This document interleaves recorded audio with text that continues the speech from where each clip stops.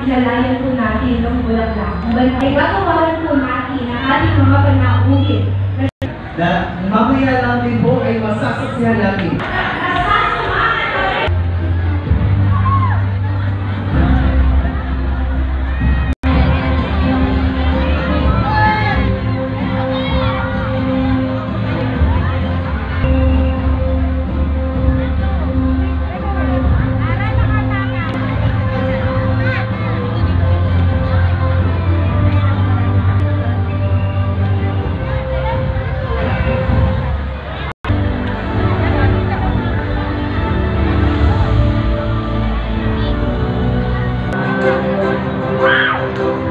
Marcelo H. Del Pilar sa pamamahagi ng mga leaflets pandigma at upang ipakita sa mga Pilipino na ang katiwalian na ginagawa ng mga praile ng mga araw na iyon. Isa nga itong patunay na talagang ang bayan ng Bulacan ay mayroong mga dakilang bayani. At hindi lang yan, ito rin ay pinagpala. Tama ba yun, partner?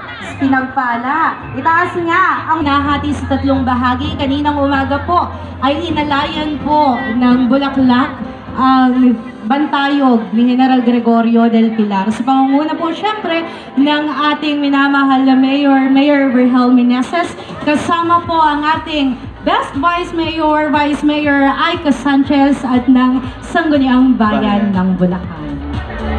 Ng paggagawad at pagkakaloo ng Gawad General Gregorio Del Pilar sa mga natatanging Bulakenyo. At ako, partner, naniniwala ako na yung mga gagawaran ngayong gabi, talagang filter na filter ito. Tama. Kasi syempre, I belong to this youth.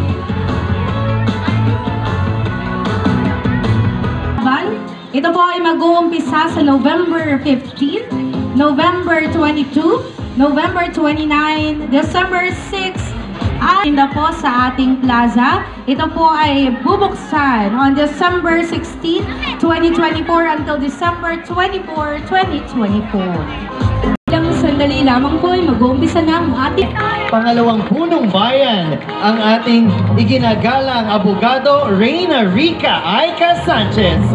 Kasama rin po natin ngayong gabi ang ating masisipag na konsehal, attorney Aina Pagsibigan.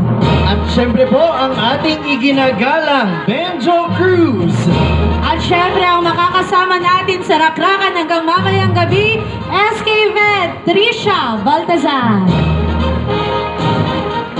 At syempre po ang ating konsehal, iginagalang Archie San Jose.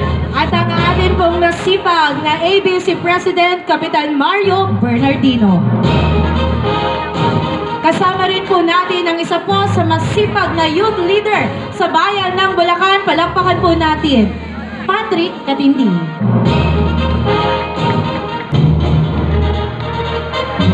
Kaya kasama rin po natin ngayong gabi ang masipag po na kapitan mula sa Barangay Pitpitan, Kapitan Bong Obian. Emerly Lingues. Ako po si Ginoong Jaylor D. Cruz, ang inyong tagapagdaloy sa gabing ito. Ngayon po ay ika-14 ng Nobyembre, taong kasalukuyan, na nagmamarka sa ika-149 na gunitaong kaarawan ng Bayaning Bulakenyo. ang bayani ng Tirad Pass, Ang Batang General Gregorio Del Pilar, na may temang Gregorio Del Pilar, yaman ng bayan, dangal ng sambayanan. Tayo po ngayon ay nasa ikalawang bahagi ng ating palatuntunan. Kung saan ating gagawaran at kikilalanin ng mga Bulakenyo na may natatanging kontribusyon sa ating bayan ng Bulacan. Iginagalang Archie San Jose.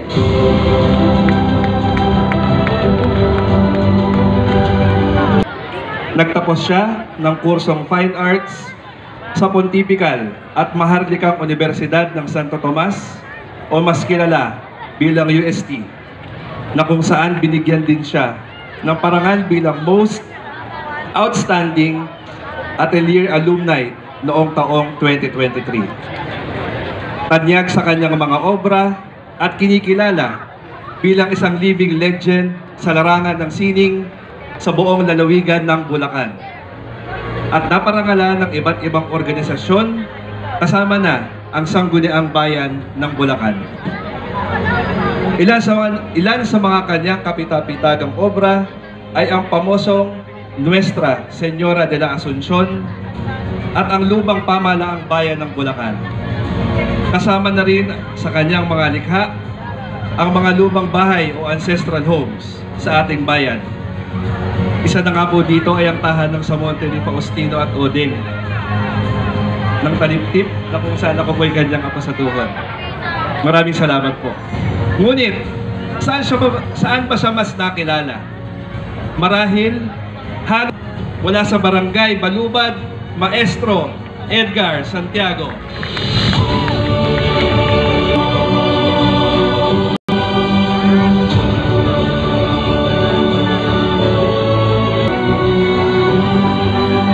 Magandang gabi po sa lahat. Isa na naman karangalan po ito di sa ating bayan ng Bulacan. Ako lubos na nagpapasalamat sa karangalan ito ng General Gregorio del Pilar. Salamat po. Okay po.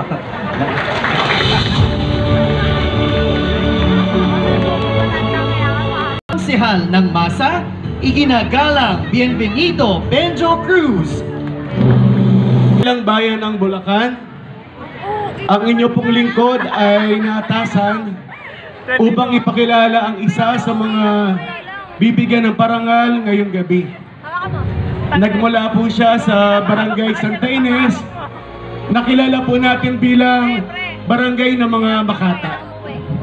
Kaya hayaan niyo po sana akong maipakilala siya sa isang maindayog na pamamaraan. Lito Ansures, anak Pawis. Angelito Castro Ansures po ang ngalan niya. Mas kilalang Lito Ansures sa mga kababaryo niya. May asawang ngalan ay Norma Ledesma at may 8 supling na pinalaki niya. Tubong Santa Ines, tubong anak Pawis. Si Lito Ansures may kaaya-ayang wangis. Lubusang nakilala pagdating sa pag-arte. Karangalang kanyang nakuha ay walang pasubali. Famas Award kanyang nakamit na karangalan bituin sa pelikulang Pamosong Ginawaran. Mahusay kong bumigkas ng linya sa mga sinehan, kaya't dapat siyang kilalanin, ating pasalamatan. Ito rin pong si Lito Ansures ay mas nakilala sa Sampaguita Pictures, doon siya nakikita. Sumikat na sidekick na hari ng pelikula, Fernando Po Jr., lagi niyang kasama. Maraming nagawang pelikula si Lito Ansures, Taga Ilog, Taong Putik at Pedro Penduko, Sagrado, Dakilang Judas at Sawa sa Lumang Simboryo. Ilan lamang ito sa nagawa niyang si Lito. Mahigit sa 20 pelikula kanyang nagawa na. Mapa sidekick man o bida, siya ay di nakakasawa.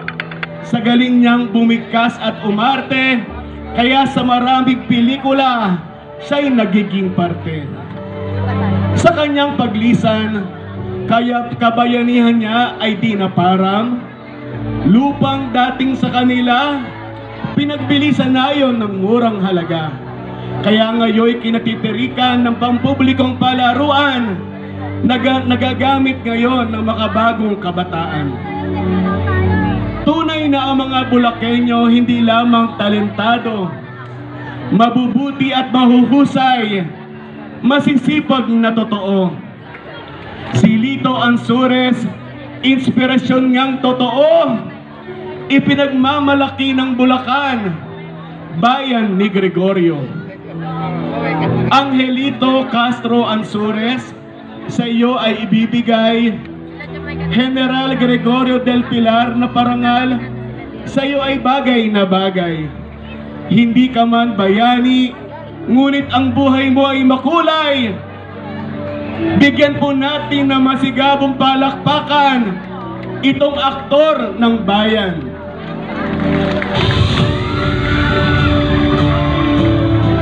Muli po ay naanyayahan po sa harap ang ating pong punong bayan at ang bumubuo ng Sangguniang Bayan sa pamumuna ni Vice Mayor Aika Sanchez upang igawad ang parangal.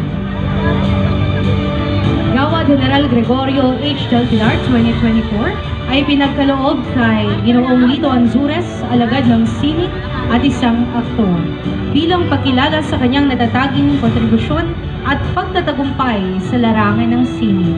Ang kanyang pagganap sa kanyang tungkulin ay tunay na kahanga-hanga at nagbibigay ng inspirasyon sa bawat Bulakenyo. Ipinagmamalaking igawad ngayong ika-14 ng Nobyembre sa taon ng ating Panginoon. Ipinagmamalaki kang anak ng dakilang bayan ng Bulacan.